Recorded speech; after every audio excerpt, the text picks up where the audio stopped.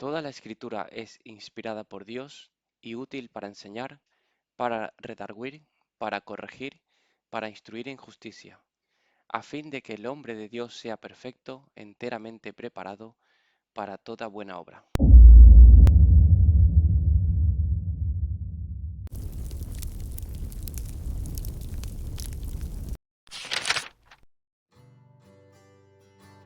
Bienvenido a este nuevo vídeo donde estamos estudiando las doctrinas principales del cristianismo.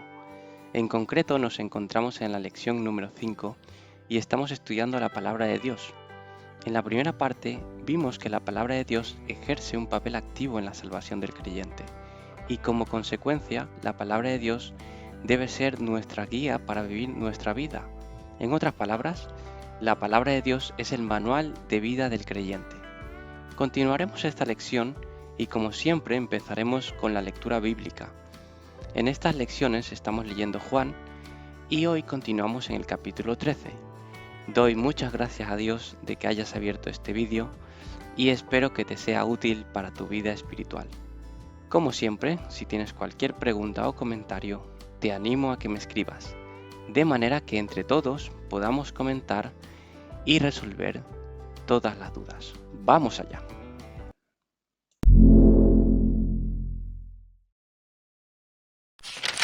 Jesús lava los pies de sus discípulos.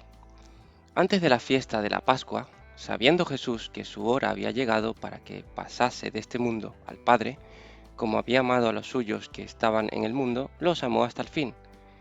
Y cuando cenaban, como el diablo ya había puesto en el corazón de Judas Iscariote, hijo de Simón, que le entregase, sabiendo Jesús que el Padre le había dado todas las cosas en las manos, y que había salido de Dios y a Dios iba, se levantó de la cena y se quitó su manto, y tomando una toalla, se la ciñó. Luego puso agua en un lebrillo, y comenzó a lavar los pies de los discípulos, y a enjuagarlos con la toalla con que estaba ceñido. Entonces vino a Simón Pedro, y Pedro le dijo, Señor, ¿tú me lavas los pies? Respondió Jesús y le dijo, lo que yo hago, tú no lo comprendes ahora, mas lo entenderás después. Pedro le dijo, no me lavarás los pies jamás. Jesús le respondió, si no te lavare, no tendrás parte conmigo. Le dijo Simón Pedro, Señor, no solo mis pies, sino también las manos y la cabeza. Jesús le dijo, el que está lavado no necesita sino lavarse los pies, pues todo está limpio. Y vosotros limpios estáis, aunque no todos, porque sabía quién le iba a entregar. Por eso dijo, no estáis limpios todos. Así que, después que les hubo lavado los pies, tomó su manto, volvió a la mesa y le dijo, ¿sabéis lo que os he hecho? Vosotros me llamáis maestro y señor, y decís bien, porque lo soy. Pues si yo, el Señor y el Maestro, he lavado vuestros pies, vosotros también debéis lavaros los pies los unos a los otros. Porque ejemplo os he dado para que como yo os he hecho, vosotros también hagáis. De cierto os digo, el siervo no es mayor que su Señor, ni el enviado es mayor que el que le envió.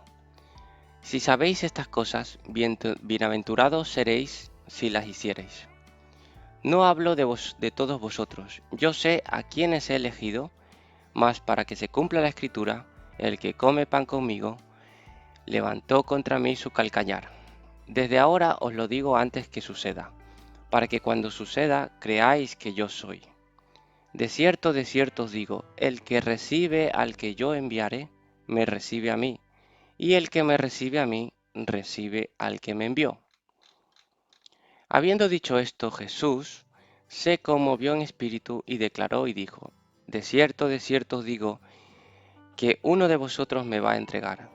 Entonces los discípulos se miraban unos a otros dudando de quién hablaba, y uno de sus discípulos, al cual Jesús amaba, estaba recostado al lado de Jesús. A este, pues, hizo señas Simón Pedro, para que preguntase quién era aquel de quien hablaba. Él entonces, recostado cerca del pecho de Jesús, le dijo, Señor, ¿quién es? Respondió Jesús, a quien yo diere el pan mojado, aquel es. Y mojando el pan, lo dio a Judas Iscariote, hijo de Simón. Y después del bocado, Satanás entró en él. Entonces Jesús le dijo, lo que vas a hacer, hazlo pronto.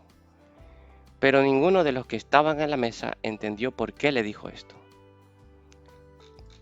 Porque algunos pensaban, puesto que Judas tenía la bolsa, que Jesús le decía, compra lo que necesitamos para la fiesta, o que diese algo a los pobres.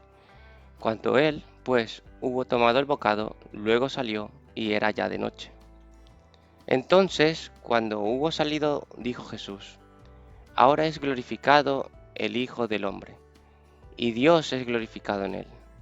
Si Dios es glorificado en él, Dios también le glorificará en sí mismo, y enseguida le glorificará.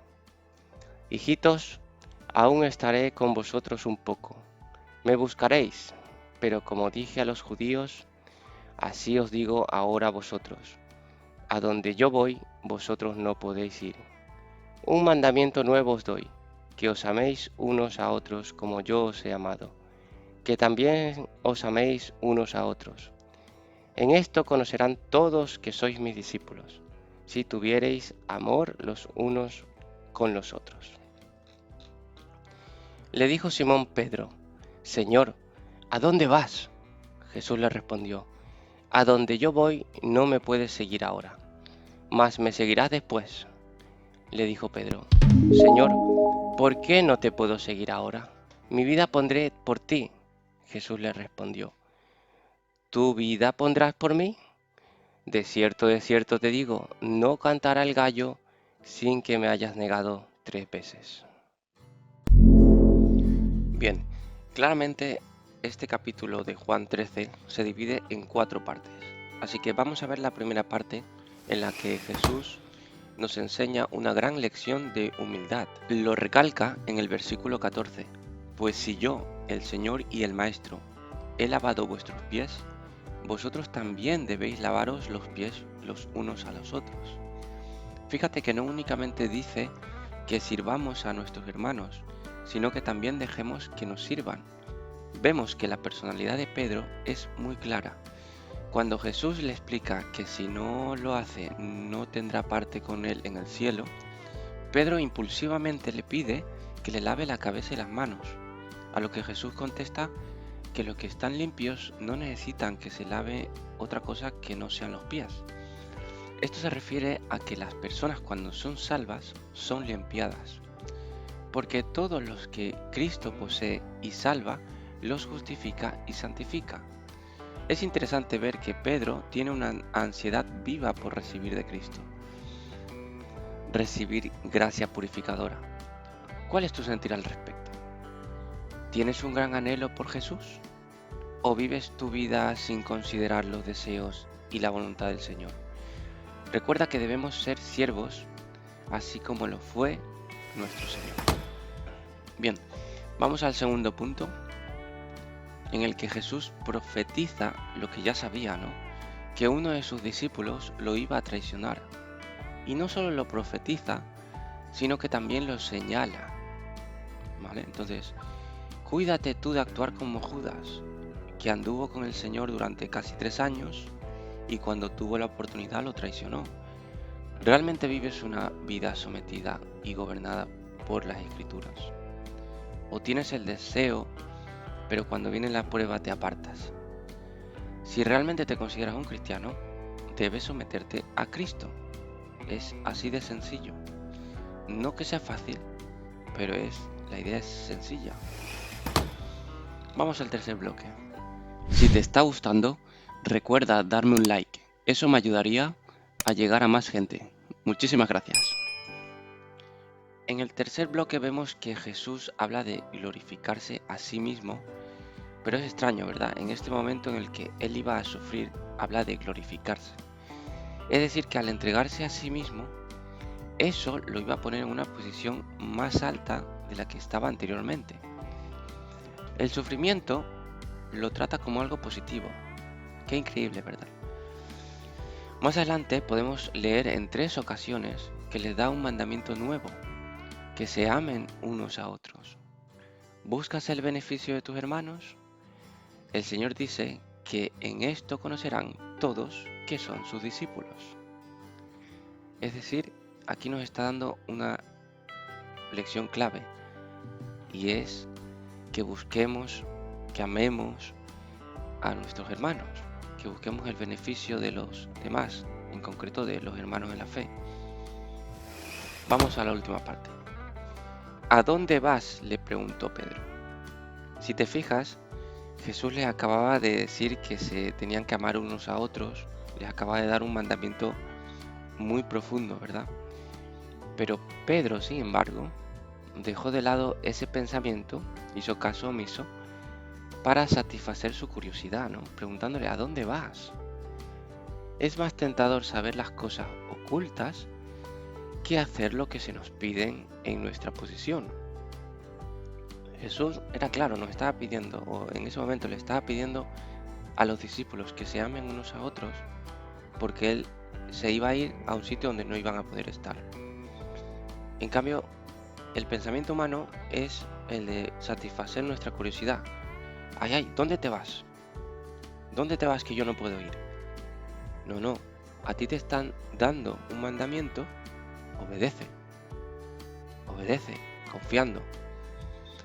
Nosotros no tenemos que ser así. Debemos ser obedientes y confiar en que todo lo que el Señor dice es para su gloria y para el bien.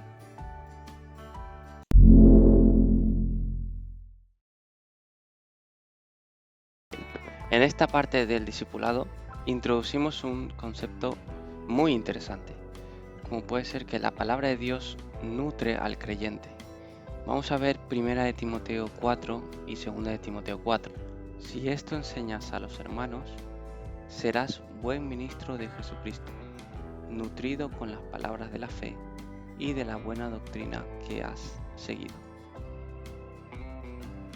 Vemos que esto se ilustra en la Biblia como el alimento espiritual. En concreto, acabamos de leer 1 Timoteo 4:6, en el que dice nutrido con las palabras de la fe y de la buena doctrina. Bien, aquí lo que pretende ilustrar, y ahora lo vamos a ir viendo, es que el cristiano, el creyente, conforme va leyendo la palabra de Dios, se va nutriendo. De manera que cuando un cristiano empieza el camino de la santificación, una vez que ya ha creído, ha sido salvo, pues esto es comparable a un bebé que empieza bebiendo leche y luego más adelante empieza a comer carne y ya va incrementando pues la ingesta de todo tipo de alimentos, ¿no? Pues el cristiano, ¿no?, el alimento espiritual es la palabra de Dios. Vamos a ver Job 23:12 y dice así: del mandamiento de sus labios nunca me separaré, guardé las palabras de su boca más que mi comida. Otra vez nuevamente hace una comparación con la ingesta, ¿no?, de comida. Las palabras de su boca las ha guardado más que a su propia comida, ¿no? Mira qué importante que es el alimento para todas las personas.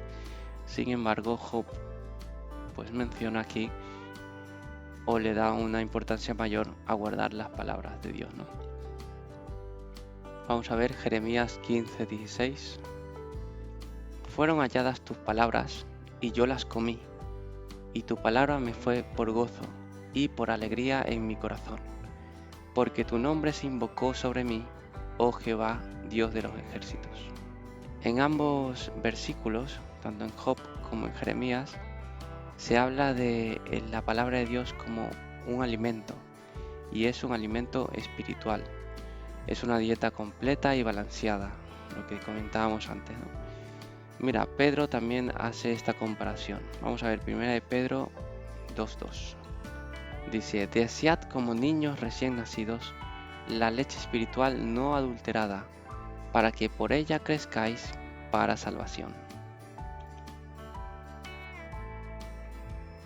Salmo 119:103.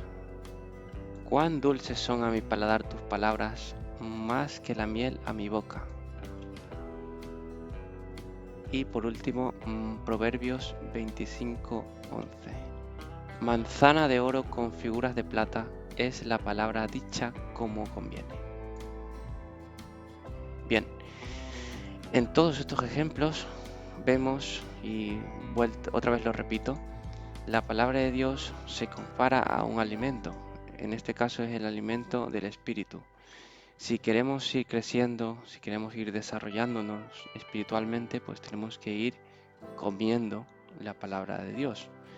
¿Eso qué quiere decir? Una lectura diaria, una lectura meditada, una lectura constante. Si tenemos dudas, pues apuntarlas para intentar resolverlas. Bueno, es la forma que come el espíritu, ¿no? A través de la palabra del Señor. Y vemos que esto no se queda aquí, ¿eh? Vemos 4, 5, 6, 7. Tenemos hasta 7 ejemplos más en los que vemos que se compara con pan, con agua, con carne o alimento sólido, con trigo. Os voy dejando estos versículos para que los vayáis mirando por vuestra cuenta. Seguimos al siguiente punto. La palabra de Dios lo guarda limpio para agradar a Dios. ¿Con qué limpiará el joven su camino? Con guardar tu palabra. Con todo mi corazón te he buscado. No me dejes desviarme de tus mandamientos. En mi corazón he guardado tus dichos, para no pecar contra ti. Por lo tanto, guardar la palabra de Dios es agradable a Dios. Siguiente punto. ¿Es completamente confiable la Biblia? A. En la Biblia tenemos la palabra escrita de Dios, sin ningún error. Por eso es totalmente confiable y es la más segura en el mundo. El apóstol Pedro afirmó: tenemos también la palabra profética, la Biblia, más segura, a la cual hacéis bien en estar atentos como a una antorcha que alumbra en lugar oscuro, hasta que el día esclarezca y el lucero de la mañana salga en vuestros corazones. Todas las experiencias, emociones y pensamientos del hombre deben ser juzgadas por un estándar inefable, infalible y que sea mayor que toda experiencia, emoción y pensamiento, es decir, por la Biblia. Inclusive el universo fue creado por la palabra hablada, por Dios, y esto lo vemos en Génesis 1, Salmo 33 y Hebreos 11. Vamos a verlo. Y dijo Dios: sea la luz, y fue la luz. Por la palabra de Jehová fueron hechos los cielos, y todo el ejército de ellos por el aliento de su boca. Por la fe entendemos haber sido constituido el universo por la palabra de Dios, de modo que lo que se ve fue hecho de lo que no se veía. Bien, entonces vemos que la importancia que tiene la palabra de Dios, ¿no? La palabra hablada, nos dice la Biblia que fue por medio de la palabra hablada, pues que el universo fue creado, ¿no? Entonces, la palabra escrita también tiene el mismo valor. Te voy a poner un ejemplo. Si tu jefe te dice tienes que hacer X trabajo, te lo está diciendo de manera oral, pues tú lo vas a hacer. Pero si a ti te llega una carta de tu jefe y te dice que hagas el mismo trabajo, pues tú también lo vas a hacer porque tiene el mismo valor, ¿verdad? Entonces, si vemos en la Biblia que por medio de la palabra hablada de Dios se creó el universo, vemos que eso es algo muy grande, ¿no? Pues asimismo, la palabra escrita, que es la palabra de Dios, ¿no? La Biblia, tiene unas lecciones muy valiosas y muy importantes. ¿Sí? ¿Se entiende? Entonces, ¿cómo aprendo de la Biblia? El Espíritu Santo de Dios siempre le guiará a usted a toda la verdad. Yo aquí quiero dar un comentario, ¿no? Decir algo al respecto. Es cierto, el Espíritu Santo de Dios siempre nos va a guiar a toda la verdad, ¿no? Pero ¿cómo aprendo de la Biblia? La respuesta corta es leyéndola en orden. O bien empiezas el Antiguo Testamento o también puedes empezar a leer el Nuevo Testamento a partir de los Evangelios, ¿no? Y bueno, la Biblia no es un libro que tú puedas abrir por la mitad y ya, el Espíritu Santo me va a guiar. Y entonces lees un versículo y dices, este versículo me guía en el día de hoy. No, porque realmente cuando tú lees se ve que tiene una narrativa, tiene un contexto histórico, tiene una secuencia. También se puede entender sí, se puede entender que lo que estás leyendo pues estaba dirigido a un determinado colectivo, a un pueblo, y bueno, de ahí puedes extraer algunas verdades, pero siempre leyéndola con orden, ¿no? No de manera mística, abriéndola y a ver qué página se me abre y entonces esto es lo que Dios me quiere decir hoy. No, eso no va así. Dios es un Dios de orden, lo vemos a lo largo de la Biblia, como Él da órdenes exactas a su pueblo. Dios es un Dios que no le gusta el caos, entonces lo vemos también en la tierra, ¿no? Vemos que todo tiene un orden, tiene una lógica, tiene una secuencia. Entonces, pues Dios nos ha creado, ¿no?, a su imagen y semejanza y tenemos que seguir un orden. No podemos abrir la Biblia por donde queramos hoy, mañana por otro sitio, sino que hay que estudiarla pues con una lógica detrás, ¿no? Bien, dicho esto, seguimos. Dios puede utilizar otros instrumentos para auxiliarle en su aprendizaje de la Biblia. Por ejemplo, libros, audiocassettes, predicadores, etc. Pero principalmente la verdad se la revelará a usted el Espíritu Santo. Bien, esto es importante. Nosotros podemos utilizar otros medios para aprender sobre la Biblia, ¿no? Estas lecciones, este vídeo, ¿no?, es algo útil realmente. Pero eso no tiene por qué reemplazar a la lectura bíblica, a la fuente de la sabiduría, ¿no?, que es la palabra de Dios. Por eso, aunque estamos haciendo este discipulado, siempre comenzamos cada discipulado o cada vídeo leyendo Juan. En este caso estamos leyendo Juan, el libro de Juan, pero podríamos estar leyendo cualquier otro libro y eso es lo más importante, aprender de la fuente, ¿no?, la fuente original, en este caso es la Biblia. Así que no reemplaces la Biblia por otros medios, sino que esos otros instrumentos son auxiliares, son complementarios, ¿sí? La Biblia se aprende al comparar la escritura con la escritura. Usted confíe en el Espíritu de Dios para que Él le enseñe en vez de confiar en su propia inteligencia natural. Vamos a ver qué dice Pablo. Pablo dice que nosotros, o sea, los cristianos, no hemos recibido el espíritu del mundo, sino el espíritu que proviene de Dios, para que sepamos lo que Dios nos ha concedido, lo cual también hablamos, no con palabras enseñadas por sabiduría humana, sino con las que enseña el Espíritu, acomodando lo espiritual a lo espiritual. Pero el hombre natural, el que no ha recibido a Cristo, no percibe las cosas que son del Espíritu de Dios, porque para él son locura, y no las puede entender, porque se han de discernir espiritualmente. Esto lo encontramos en 1 Corintios 2, del 12 al 14. Bien, con respecto a la primera frase, ¿no?, esta que vemos aquí, la Biblia se aprende al comparar la escritura con la escritura. Usted confía en el Espíritu de Dios para que Él enseñe en vez de confiar en su propia inteligencia natural. Bueno, aquí tengo que decir que cuando tú lees la Biblia tienes que leerla de manera no como si fuera un libro de ciencia ficción, sino dándole la importancia que realmente tiene, ¿no? Es un libro histórico, es un libro verídico, es un libro en el que Dios se comunica contigo. Entonces, de esta manera tú vas a engrandar tu mente para poder recibir cuál es el mensaje que Dios te quiere transmitir, ¿no? A través del Espíritu, por supuesto. Entonces, también vemos que Pablo nos dice que, claro, el hombre que es terrenal, ¿no?, o es carnal, no puede percibir lo que es espiritual, porque dice que pues para este tipo de hombres todo esto es una locura, ¿no?